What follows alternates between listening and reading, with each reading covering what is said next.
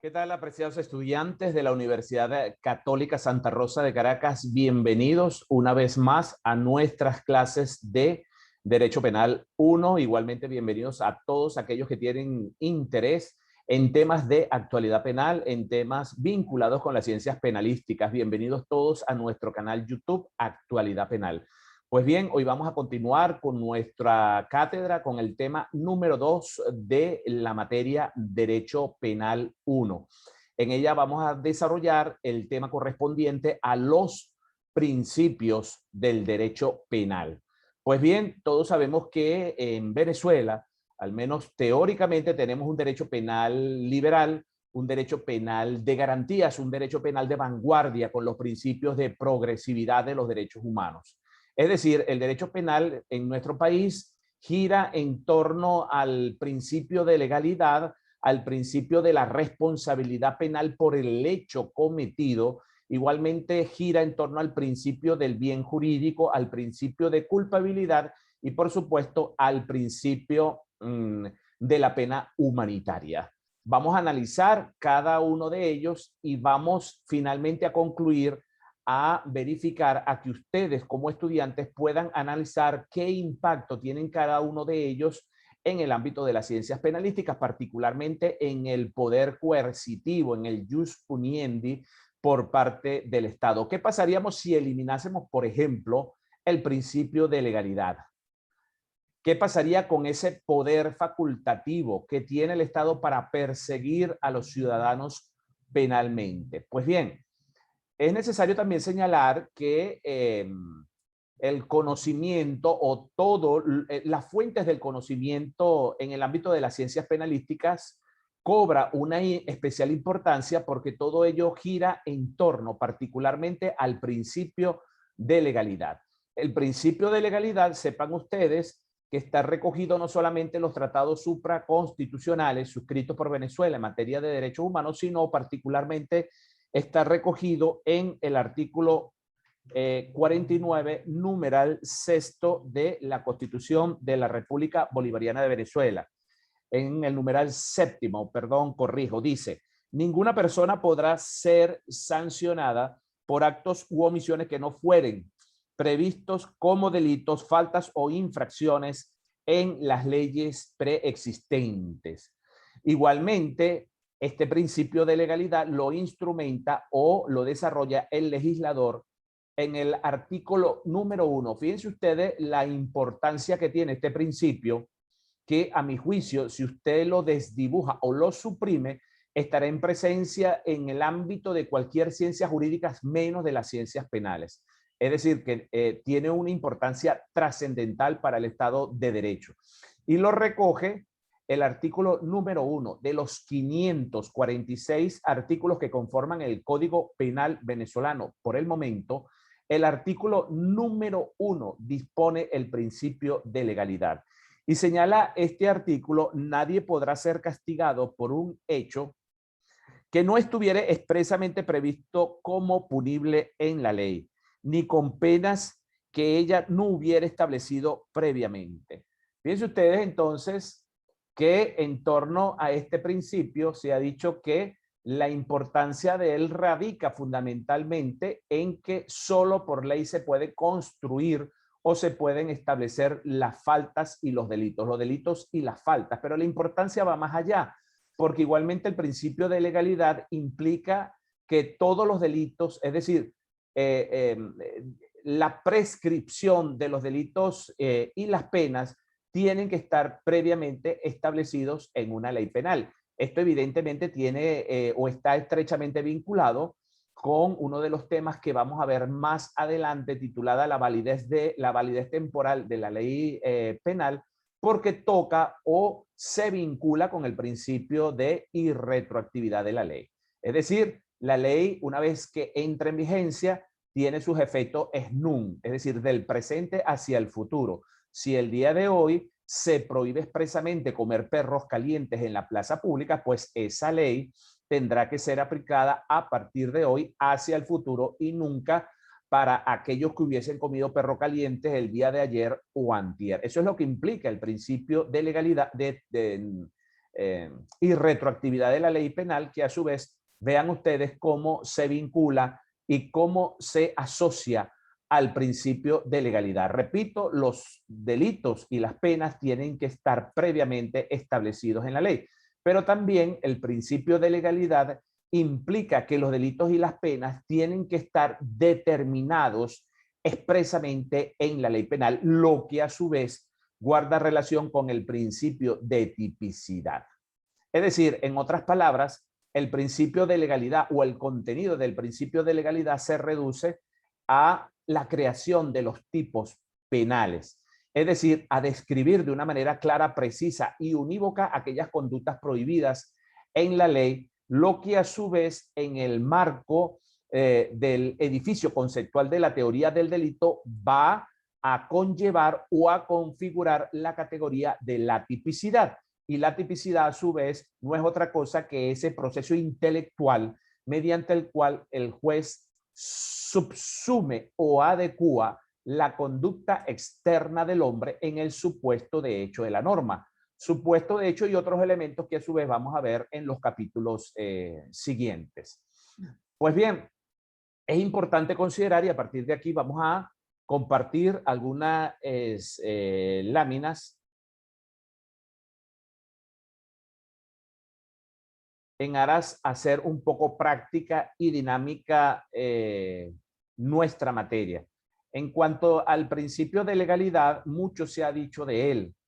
Algunos consideran, o se ha dicho, se ha señalado que el principio de legalidad tiene sus antecedentes, como ustedes pueden ver allí, en la Declaración de los Derechos del Hombre, celebrado en Filadelfia en el 1774. Otros señalan que sus antecedentes emergen de la Carta Magna de Juan Sin Tierra en 1215 y sin embargo el principio de legalidad fue acogido por los revolucionarios franceses en la Revolución Francesa y con la puesta en vigencia de la Declaración de los Derechos del Hombre en 1789. Sin embargo, de allí se incorpora en las legislaciones de los estados modernos y no obstante ello, no han faltado quienes han señalado, bueno, que el principio de legalidad hay que eliminarlo y hay que eliminarlo porque constituye o genera debilidades en las leyes y los delincuentes se aprovechan de esas debilidades. Por el contrario, hay que darles mayores poderes a los jueces penales y eliminar la analogía para evitar que a todos aquellos comportamientos o todos aquellos hechos merecedores de sanciones penales pues queden evidentemente impunes.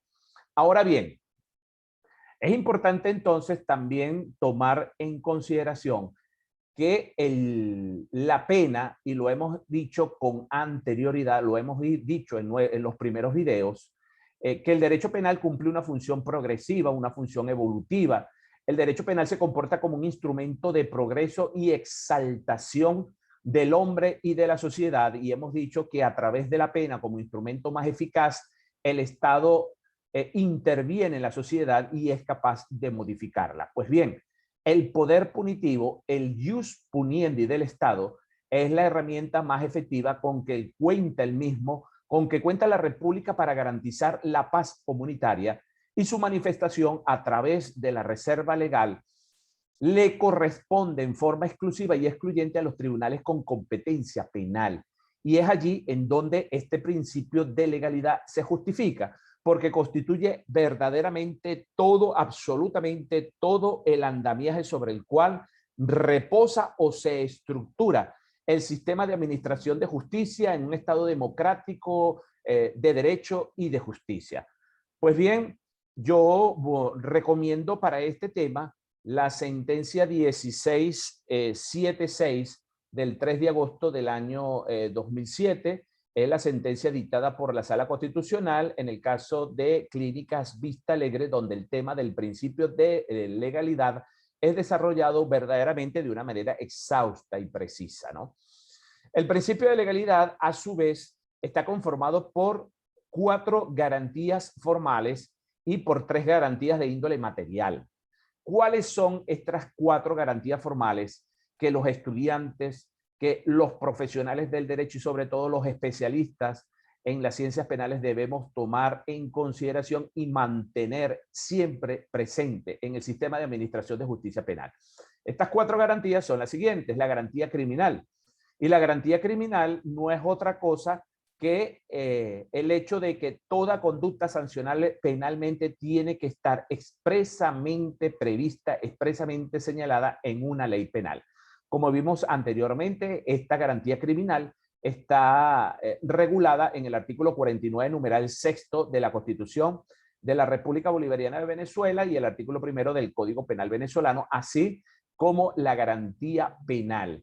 Si los comportamientos humanos deben estar previamente señalados en una ley penal para su sanción, la sanción que acarree ese comportamiento o que derive de ese comportamiento prohibido en la ley también tiene que estar expresamente señalada en la ley penal. Es decir, que ante la comisión de un hecho punible, por muy grave que sea, por mucha afectación que genera el bien jurídico penalmente tutelado, por ejemplo, al homicidio, usted no podrá someter al penado, al autor de ese hecho en una plaza pública y golpearlo o darle con un látigo, porque esas son penas prohibidas en nuestro ordenamiento jurídico. Así como la garantía criminal, la garantía penal también está expresamente señalada en ambas leyes, en el artículo 49, numeral sexto constitucional y el artículo 1 del Código Penal venezolano. Seguidamente tenemos a su vez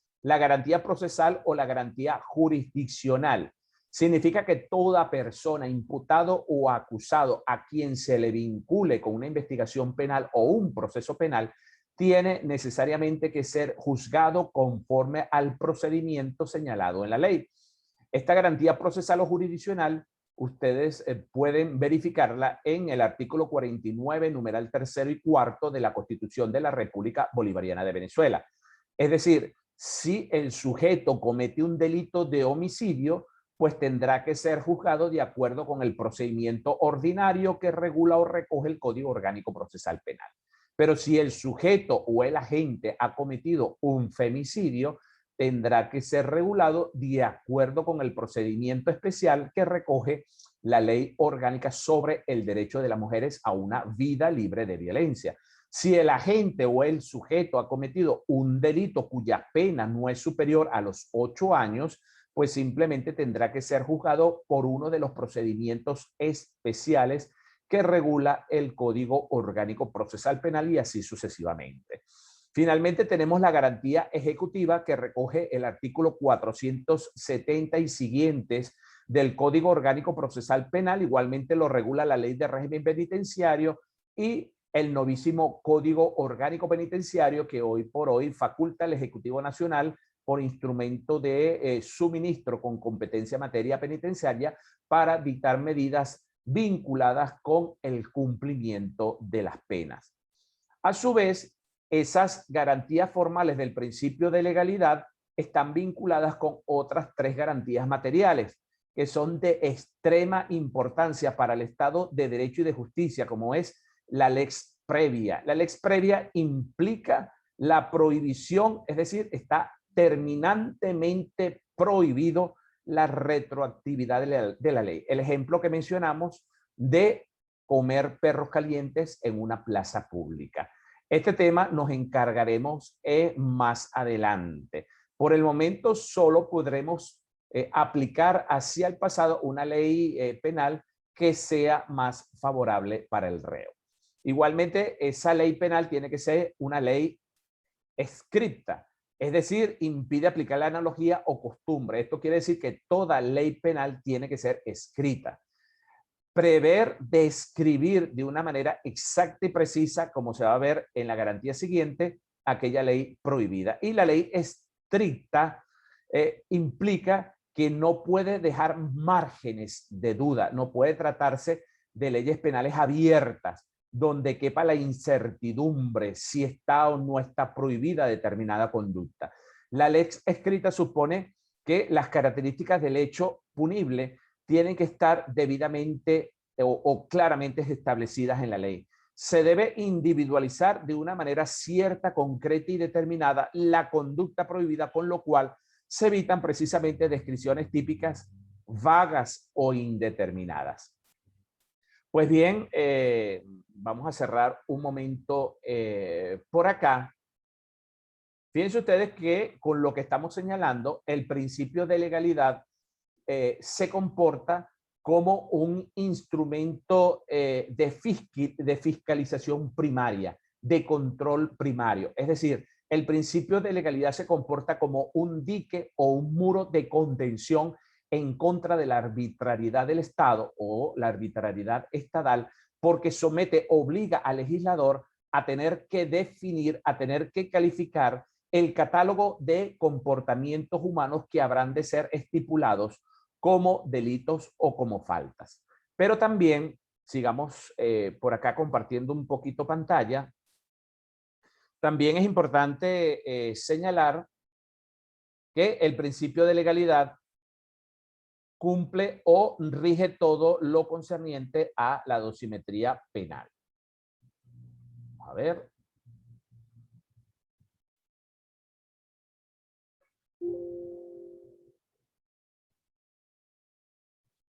Ok, vimos entonces o decíamos entonces que el principio de legalidad rige todo lo concerniente a la dosimetría penal. ¿Qué quiere decir esto? Que aun cuando el delito es una entidad jurídica cuantificable por sus agravantes o por sus atenuantes, el juez simplemente no puede imponer una pena que no sea aquella que esté expresamente determinada por la ley penal. De la misma manera, así como señalamos que entre las garantías formales del principio de legalidad tenemos la garantía procesal o la garantía jurisdiccional, esta garantía procesal a su vez está casada, atada, forma una unidad inescindible, una unidad totalmente inseparable con el principio de legalidad probatoria que recoge el artículo 49, numeral primero de la Constitución de la República Bolivariana de Venezuela. Es bueno recordar entonces, en lo que se refiere al principio de legalidad, lo que decíamos en uno de los videos anteriores, en una de nuestras clases pasadas. En esa oportunidad indicábamos que la protección de los derechos humanos y las garantías mínimas previstas en los tratados internacionales suscritas por la República y que, por cierto, están vigentes hoy por hoy, marzo del año 2021, era tan solo un enunciado supraconstitucional que se debatía, se discutía en conferencias, en clases de esta naturaleza, pero pocas veces, por no decir ninguna, llegaron a conformar la base de una sentencia judicial. Recuérdese que bajo la vigencia del hoy fenecido Código de Enjuiciamiento Criminal, la fase de investigaciones penales formaba parte de un sumario, era absolutamente secreta. El indiciado o la víctima no tenían esa posibilidad con que se cuenta hoy por hoy de solicitar diligencias de investigaciones penales. Ese caudal probatorio estaba sujeta a un sistema de valoración de tarifa legal, no como sucede hoy por hoy, en donde el juez puede aplicar las máximas de experiencia, los conocimientos científicos y el sentido común o reglas de la lógica. Y en definitiva, se trataba de un sistema en donde el juez no tenía una apreciación sensorial directa o inmediata con aquella persona que decidía poner en libertad o simplemente privarla de ella por tiempo indefinido. Era definitivamente un sistema demoledor, sin cuerpo, sin rostro y sin alma, pero con unos tentáculos tan letales que llegaron a fomentar en la sociedad venezolana una gran desconfianza por el sistema de administración de justicia penal. La verdad en el fuero penal imponían los órganos de policía, quienes a través de tortura obtenían la confesión del indiciado como prueba madre de todas las pruebas. Y ello era un asunto de poca monta jurídica por parte de los jueces, porque lo que realmente comportaba interés para el proceso penal era simplemente la detención de un conejillo de indias para iniciar esta investigación. Pero con la entrada en vigencia del Código Orgánico Procesal Penal, se pretendía romper con ese viejo paradigma. Entonces, la pregunta que ustedes como estudiantes y ustedes como personas interesadas en las ciencias penalísticas habrán de formularse es si este novísimo sistema que tenemos hoy vigente de juzgamiento penal, regido por principios fundamentalmente de corte acusatorio, regido por el Código Orgánico Procesal Penal fundamentalmente, logró un cambio de paradigma. Se eliminaron las violaciones de los derechos humanos. Hoy por hoy ha sido erradicada de los procesos penales el uso o el empleo de medios ilícitos. Pues bien, con la entrada en vigencia del Código Orgánico Procesal Penal, hace ya vamos para 22 años, un 1 de julio de 1999, luego de la vacatio legis, pues se pretendía, o al menos los proyectistas de nuestra ley procesal adjetiva, entre ellos el doctor o la doctora Magali Vázquez, el doctor Jorge Rosell, el profesor Sergio Brand, ellos al menos pretendían erradicar en la búsqueda de la verdad el uso de medios ilícitos como la tortura física, la tortura psicológica, la coacción, el engaño, la amenaza, obviamente los tratos crueles, inhumanos y degradantes para aquellas personas condenadas o penadas. Y justamente por esa razón se incorpora el principio que estamos analizando, el principio de legalidad probatoria, que está atada, que está absolutamente vinculada con la garantía procesal del principio de legalidad. Este principio de legalidad probatoria, pues sin lugar a duda, exige que todo el material probatorio, que todo ese caudal probatorio, para que tenga aptitud probatoria y pueda servir de sustento a un veredicto judicial, necesariamente tiene que haberse recolectado cumpliendo con las prescripciones legales y constitucionales en su obtención. Implica que los funcionarios encargados de la pesquisa penal, como muestra de respeto y vocación a la renuncia del empleo de medios ilícitos, tienen necesariamente que respetar las garantías, los derechos, la dignidad de toda persona que esté vinculada con un proceso penal, porque el tema de las garantías procesales vinculadas con el principio de legalidad, de la garantía ejecutiva, el tema de la legalidad de la prueba, está enmarcada y tiene un impacto fulminante en el Estado de Derecho, en el ámbito procesal y en el ámbito de las garantías constitucionales. Definitivamente debemos concluir que un delito no puede ser justificado cometiendo el Estado otro delito, ya sea con la participación unívoca por parte del funcionario policial o con la equiesencia del propio Estado. Es decir, el poder punitivo, el jus puniendi del Estado, no puede estar amparado jamás en pruebas ilícitas, ni siquiera para avalar la comisión, la autoría o la participación en un hecho punible. Pues bien, bajo la vigencia del Código de Enjuiciamiento Criminal, pues sencillamente los fines justificaban los medios. Hoy por hoy, al menos teóricamente, es tan importante los medios, entiéndase los principios, derechos y garantías, como el fin propiamente dicho, es decir, como la pena. Sin embargo, para entender el presente hay definitivamente que conocer el pasado y predecir el futuro. Predecir el futuro conociendo el presente no es posible si no conocemos lo que sucedió durante más de 30 años en Venezuela bajo la vigencia del Código de Enjuiciamiento Criminal. Y bajo la vigencia de esa ley, pues muchísimas personas, hombres y mujeres inocentes, debieron pagar incluso hasta con sus propias vidas el capricho de un funcionario policial que, al vincularlo con un proceso penal, lejos de culminar con una sentencia que pusiera fin al proceso, a la instancia, a la actividad probatoria, al enjuiciamiento del encartado, pues simplemente culminaba con un acta de defunción suscrita por el funcionario de ese centro de reclusión.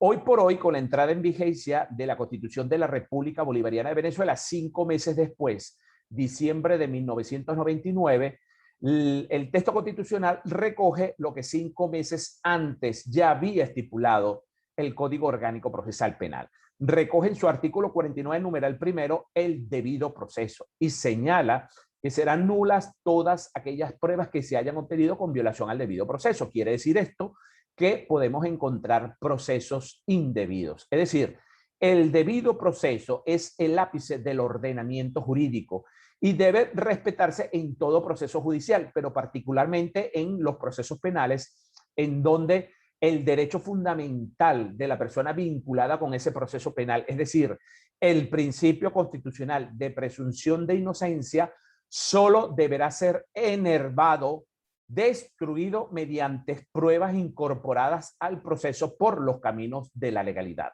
Esto quiere decir que un dato probatorio obtenido, por ejemplo, con ocasión a un allanamiento sin orden judicial o sin que estén dadas las condiciones de permisibilidad, pues devendrá en una nulidad de pleno derecho.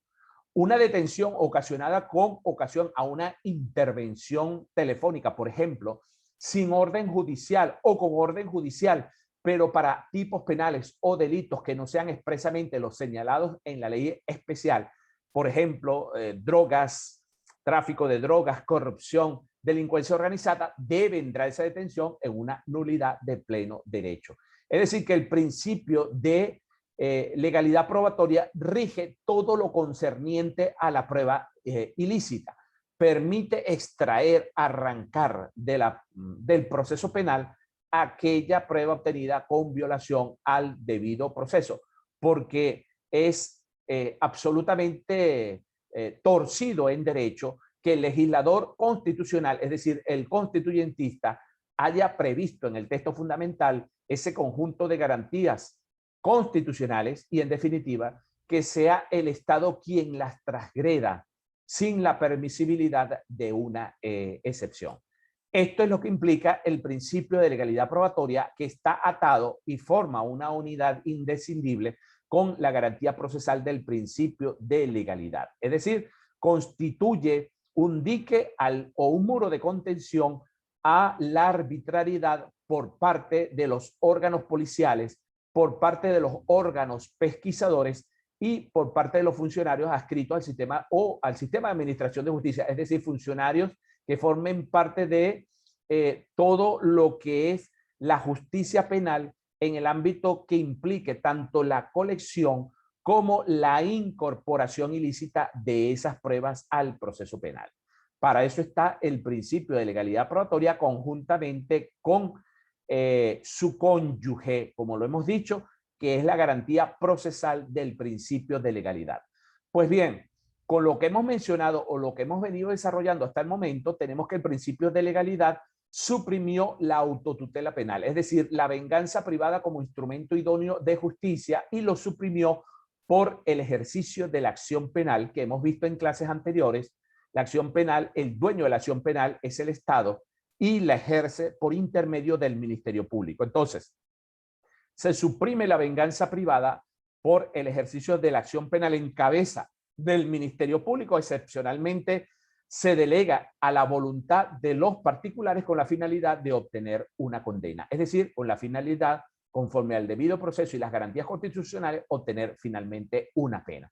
De manera tal que tanto el principio de legalidad como el debido proceso constituyen el primer eslabón y juntos, o mejor dicho, el principio de legalidad constituye el primer eslabón del debido proceso, y ambos, legalidad y debido proceso, trabajan juntos con el único fin de evitar la impunidad del delito, eso sí, sin violar los intereses particulares, garantías, derechos y principios, en aras a fortalecer el interés colectivo, el interés común, que es la imposición de la pena, y de esta manera fortalecer uno de los mayores valores que tiene la sociedad, que es justamente la paz comunitaria, como lo vimos allí en la lámina.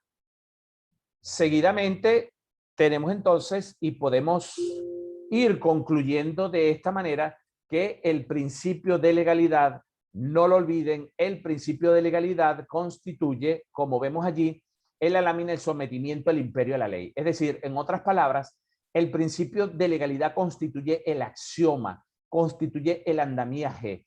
El principio de legalidad es inherente al Estado de Derecho, ya que por razones de seguridad jurídica y además de legitimidad democrática en la persecución penal, los jueces con competencia penal tienen necesariamente que estar sometidos al imperio de la ley penal. Pero además, el principio de legalidad también cumple una función política, porque permite a los ciudadanos de a pie, permite a las personas como usted y como yo que podamos conocer de antemano, es decir, predecir qué conductas están prohibidas y cuál es la sanción penal que se impone con ocasión a su realización.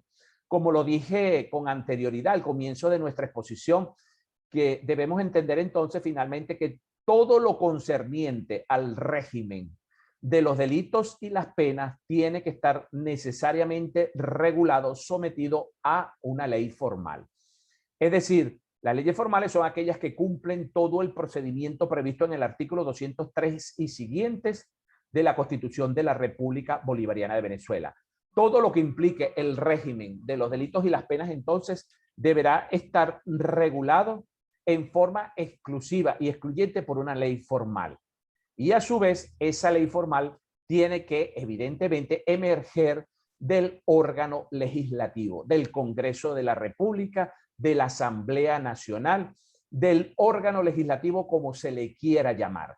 Pero hay que tomar en cuenta que tan grave es otorgarle poder legislativo a un Ejecutivo Nacional para que legisle en materia penal, como que la facultad para legislar en materia penal devenga de un órgano legislativo, de un Congreso de la República, de una Asamblea Nacional, repito, como se le quiera denominar, pero que legisle en esa materia a imagen y semejanza del Ejecutivo. Tan grave es una cosa como la otra. Pues, por un lado, el régimen de los delitos y las penas debe emerger de una ley formal, y esa ley formal debe derivar de un órgano legislativo que tenga un nacimiento, una fuente totalmente legítima.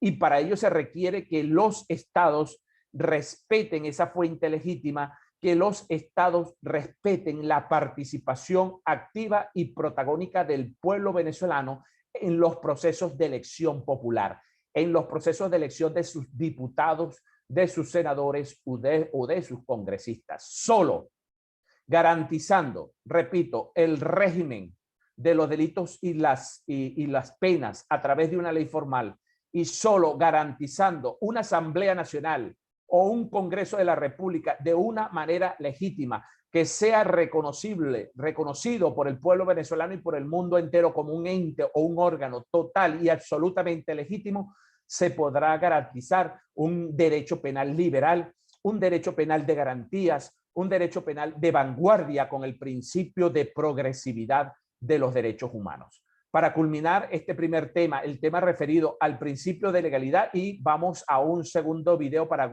culminar el resto de los principios, pues debemos señalar que el contenido del principio de legalidad se reduce a la creación de tipos penales, es decir, a describir de una manera, repito, clara, precisa y unívoca aquellas conductas que están prohibidas en la ley, de manera tal que dicho contenido en el ámbito del edificio conceptual de la teoría general del delito va a configurar lo que conocemos como la categoría de la tipicidad.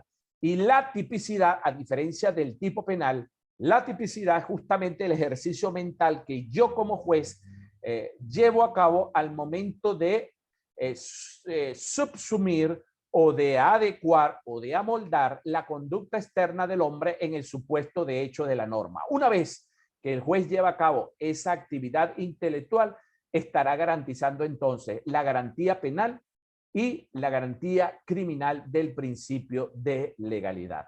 Mis queridos amigos, por el momento esto es todo. Espero que definitivamente les haya gustado este primer tema correspondiente al principio de legalidad. Si efectivamente te gustó, dale like, coméntanos y activa la campana para que recibas notificaciones cada vez que publique nuevos contenidos de interés jurídico penal. Soy Roger López, especialista en Derecho Penal, y nos vemos en un próximo video. Dale like. Chau, chau.